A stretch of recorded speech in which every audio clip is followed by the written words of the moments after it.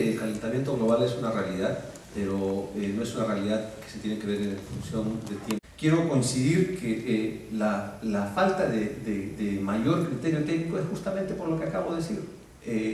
Han habido instituciones del Estado y de las que podríamos llamar enfocadas en gestión desde un punto de vista técnico, la Intendencia de Recursos Hídricos con sus profesionales, el INADE, el Ministerio de Agricultura, el Ministerio de la Producción, el Ministerio de Vivienda y Construcción por el tema de saneamiento, el Ministerio de Energía y Minas, el CONAM y algunos técnicos de algunas entidades particulares que, bueno, supongo yo, han aportado desde su punto de vista el enfoque técnico para este proyecto, que siempre será perfectible.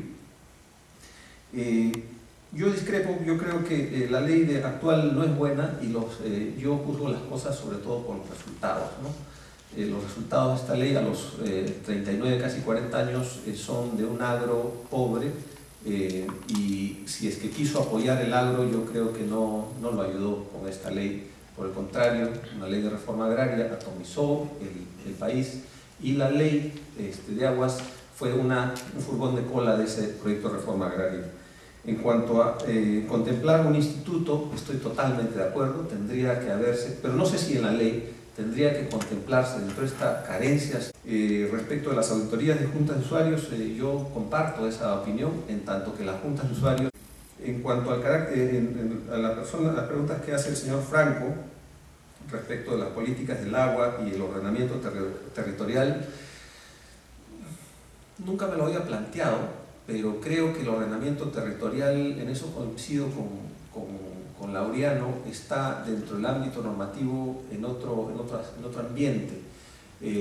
Lo que podría coincidir sí es que, como habíamos dicho ya, el tema hidrográfico tiene que ser más desarrollado, hoy día no lo está, de tal manera de que eso responde en una primera parte. Pero en una segunda parte quiero decir que estoy de acuerdo, se necesita impulsar esta ley de ordenamiento territorial para poder saber a ciencia cierta cómo está dividido el país en función al uso y enfocándonos en una visión de producción proactiva, no de peruano sentado en un banco de oro.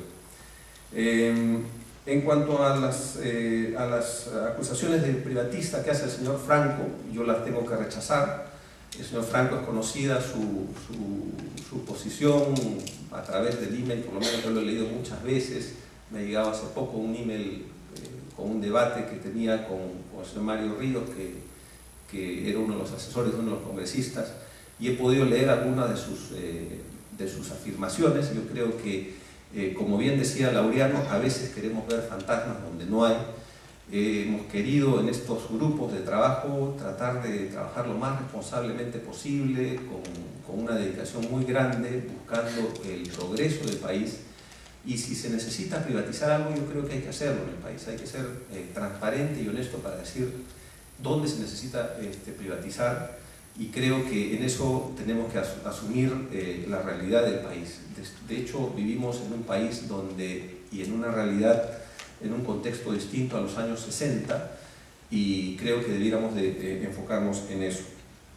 En cuanto a cuáles son los frutos del agua, yo creo que es difícil responder, pero si puedo usar mi condición de abogado, yo tendría que recordarle al señor Franco que la Ley Orgánica para el Aprovechamiento Sostenible de los Recursos Naturales contempla que los recursos naturales no solamente tengan frutos, sino tengan productos. Y creo que el mejor ejemplo en cuanto al agua de producto es el ejemplo que puse al comienzo de la exposición: una agua jarabeada, una gaseosa, una cerveza. Ese es un producto del agua. Creo que me puedo estar equivocando, pero creo que ese es un producto del agua. Los frutos es un poco más difícil y no sé cómo conceptuarlo, ¿no?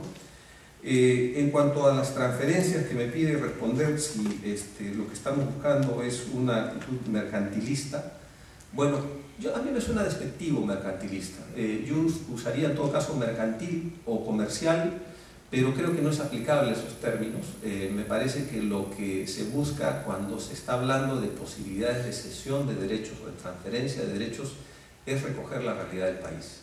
Como lo ha dicho Laureano y lo dice otra gente que conoce mucho en el tema, en el Perú se realizan transferencias de agua y negarlo es engañarnos o pretender engañar al resto. Las transferencias que se pudieran hacer con fines distintos a los agrarios que hoy se producen, creo que debieran de ser posible contemplarlas si es que estamos de acuerdo en aceptar reglas que estamos dispuestos a cumplir como sociedad. Yo no creo en las imposiciones, pero sí creo en los consensos. Me parece que si es que partimos de que existen hoy en día mecanismos de cesión, de transferencia, podríamos estudiar estos mecanismos en más profundidad y no rechazarlos a priori, porque eso sería rechazar la realidad. Gracias.